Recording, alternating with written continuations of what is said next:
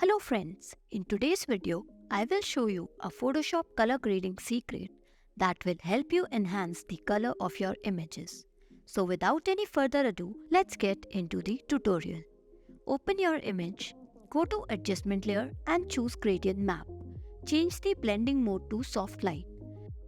Double click on the color, choose gradient type to noise and change the roughness amount to around 10.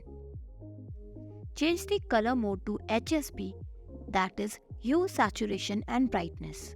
Now click on randomize. You can select from a variety of gradients over here.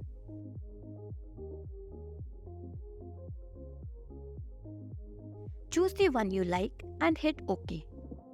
And here's our before and after. If you find this video helpful, do like it and don't forget to subscribe to our channel. Thanks for watching.